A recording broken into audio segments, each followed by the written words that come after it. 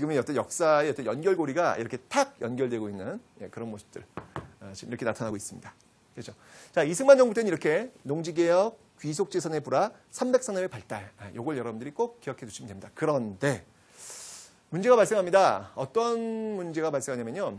이 무상원조, 기본적으로 이 이승만 정부가 일단 유지될 수 있는 가장 큰 배경 중에 하나는 뭐냐면 이 미국의 무상원조가 굉장히 컸죠. 그런데 이게 1958년 되면서 이 무상원조가 끊깁니다. 끊기면서 이 유상차관 쪽으로 이제 바뀌게 되면서 실업률이 급증하게 되고 굉장히 경제적으로 혼란스러워요. 그런 혼란스러운 과정에서 정치적으로는 반공체제의 강화, 기억나시죠? 여러분 진보당 사건이라든지 경향신문 폐간 이런 것들이 맞물려 들어가고 그 과정에서 3.15 부정선거가 빵 터지는 거예요. 혁명이 일어날 수 있는 모든 조건들을 지금 착착착착 갖춰나가고 있는 1950년대 후반의 어떤 모습들을 지금 여러분들이 확인하고 계신 겁니다. 그러면서 4.19 혁명 터진 겁니다. 그 4.19 혁명의 결과, 들었던 정부가 바로 장면 정부죠. 장면 정부.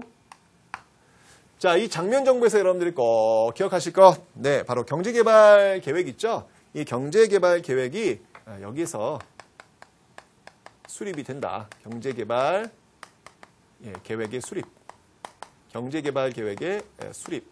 이게 이루어진다. 그러나 시행이 돼야 한대요. 네, 시행은 되지 않겠죠. 왜요? 5.16 군사정변이 있었기 때문에 시행은 되지 않겠죠. 자, 그 시행을 이제 어디서 하는 겁니까? 네, 바로 박정희 정부. 박정희 정부에서 그 시행이 이루어지게 되는데, 자, 이 박정희 정부는 여러분들, 크게 두 시기로 좀 나누어서 여러분들 보셔야 돼요. 이 두 시기로. 1960년대와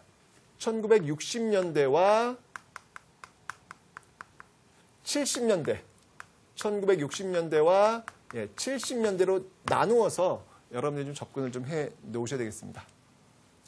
기본적으로 여러분들 박정희 정부 시대 때는요, 이 경제개발 5개년 계획, 이런 것들이 이제 가동이 되죠. 경제개발 5개년 계획이 가동되려면 아무래도 돈이라는 게 있어야 되잖아요. 그죠? 자, 돈이라는 게 있어야 되는데 그 돈이라고 하는 것들을 어떻게 충당한다고 제가 설명드렸습니까? 네, 바로 서독에 파견을 보낸 근로자들을 파견한다든지 또는 한인 수교를 한다든지 또는 뭐 베트남 파병 이런 방법을 통해 가지고 이제 경제 개발을 하게 된다라고 설명드렸잖아요. 그죠? 자, 이렇게 해서 이루어지게 되는 박정희 시대의 경제 개발 5개년 계획. 과연 어떤 모습으로 정리될지 그 내용을 한번 보도록 하겠습니다.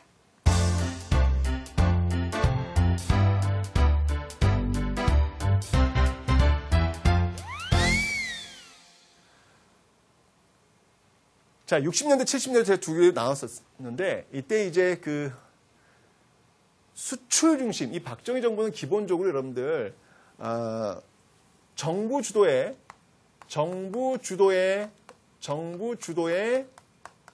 수출, 정부 주도의 수출 중심의 전략을 짜게 됩니다.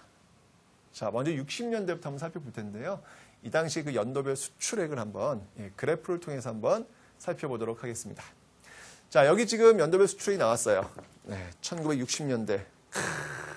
으악! 네, 진짜 100만, 1000만, 억, 10억 불. 60년대. 야, 이렇게 지금 도대체 우리는 얼마나 수출을 하고 있는 것이죠? 지금과 상상하면 이거 우리나라 맞아? 할 정도로 정말 그 수출액이 별 볼일 없었는데 점점 64, 66, 68, 70년을 거치면서 상당히 많은 부분, 뭐 지금과 비교한다면 여전히 이만큼이지만 그래도 이 60년대 제가 이야기했잖아요. 진짜 가난했다고. 화폐개혁해도 돈이 없었다고. 이승만 정부 막판에 원조 끊겨가지고 정말 실업률 너무너무 치솟는 어떤 그런 너무 가난한 나라였다고. 그런 나라에서 수출을 하는 겁니다. 아무것도 없는 나라에서 지금 수출해서 지금 이렇게까지 지금 끌어올리고 있는 어떤 그런 모습들. 일단 이것만 봐도 여러분들 성장이라고 하는 그런 모습들이 지금 보이고 있죠. 기본적으로 60년대는요. 경제개발 1, 2차 5개년 계획이 시행됐던 그 시점이에요. 이 시점은 경제개발 계획, 경제개발 1, 2차가 시행되었고 70년대는 경제개발 경제개발 3, 4차. 네.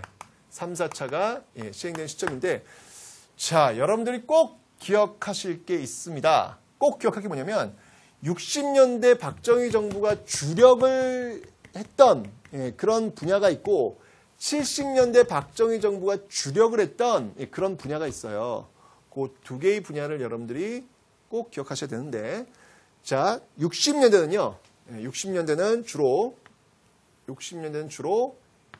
경공업, 경공업 위주의 경제 개발을 합니다. 경공업이라고 하는 건 뭐냐면, 뭐 가발을 만든다거나, 또는 신발을 만든다거나, 또는 옷을 만든다거나.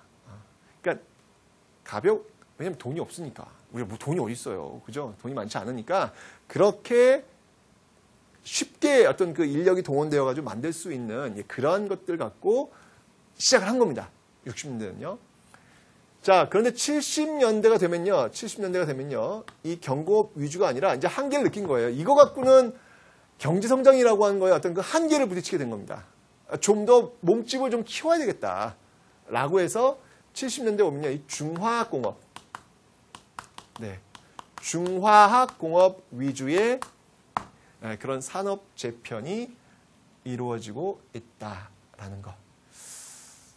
이런 중화학공업을 상징적으로 보여주고 있는 것이 뭐냐면, 그게 바로 이제 예를 든다면 바로 포항제철 있죠, 포항제철.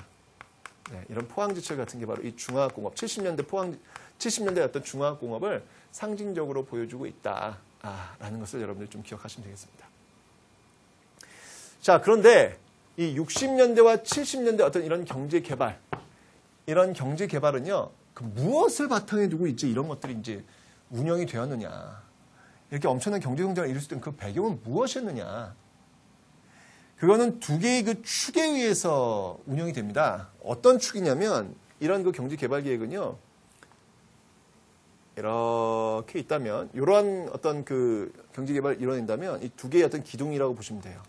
그 두 개의 그 기둥에 의해서 이루어지게 됩니다. 자, 그 두 개의 기둥이 뭐냐? 이 두 개의 기둥, 이러한 그 경제 개발을 이뤄낼 수 있었던 그 두 개의 기둥. 자, 그 두 개의 기둥은 뭐냐면요, 바로 저임금과 그 다음이 저고가.